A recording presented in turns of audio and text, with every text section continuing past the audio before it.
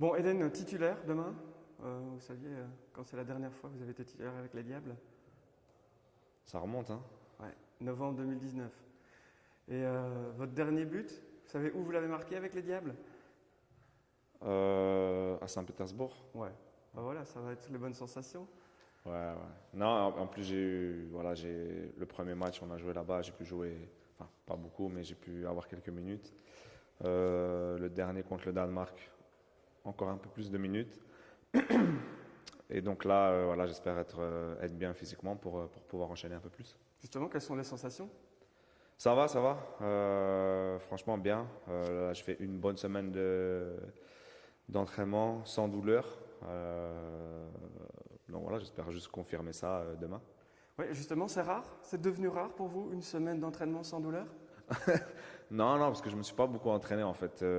C'est rare quand j'ai fait une semaine d'entraînement, c'est ça, c'est plus ça. Donc là maintenant, voilà, on essaie de tout ce qu'on peut faire, on essaie de le faire. Que ce soit, on parle beaucoup avec le staff médical, avec les kinés aussi, pour voir qu'est-ce qu'on fait après les entraînements. Et donc voilà, pour l'instant, ça se passe bien, donc je suis content. Dans la demi-heure que vous avez joué contre le Danemark, on vous a senti surtout en confiance. Peut-être ça faisait longtemps où vous avez osé provoquer un peu plus, dribbler, aller au contact, en oubliant peut-être justement les douleurs aux chevilles ailleurs. Mais la confiance, elle vient. Si je commence un match avec des blessures, c'est difficile d'avoir de la confiance en fait. Parce que si je commence un match quand je suis sur le terrain et que je sens rien, la confiance, elle vient, voilà, les premiers ballons. C'est pour ça que j'essaye, moi déjà, de pas y penser et de me dire, voilà, essayer de faire le maximum sur le terrain et après on voit ce qui se passera.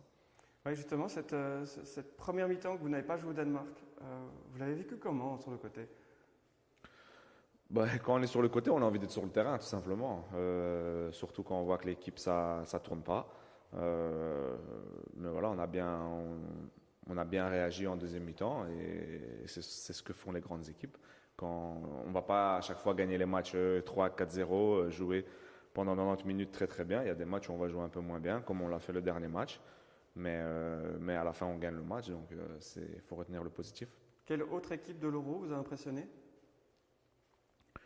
Bon, les premiers matchs, en fait, c'est pas vraiment, c'est plus pour se mettre dans la compétition. Il n'y a pas vraiment d'équipe hier, le match de l'Allemagne, sur le premier match, ils nous ont un peu déçus. Hier, ils font un gros match. Voilà, je pense que c'est plus pour se mettre en route. Voilà, maintenant, les équipes qui ont l'habitude de gagner, on va les voir quand les huitièmes de finale, ça va arriver. Donc, c'est là qu'il faut être présent. Justement, je ne sais pas si vous avez vu, c'est un peu comme à la Coupe du Monde 2018, ce serait peut-être plus simple comme parcours si vous terminez deuxième que si vous terminez premier de groupe. Ce sont des choses que vous évoquez entre vous ou alors c'est vraiment, non les gars, on gagne chaque match, on verra. Non, franchement, après on connaît le discours du coach aussi. On va pas pour perdre un match. Voilà, quand on va sur le terrain, c'est pour gagner. Après, on verra contre qui on peut jouer. Mais si on veut prétendre à la victoire finale, il va falloir gagner contre tout le monde. Donc, on va donner le maximum et on va essayer de gagner tous les matchs.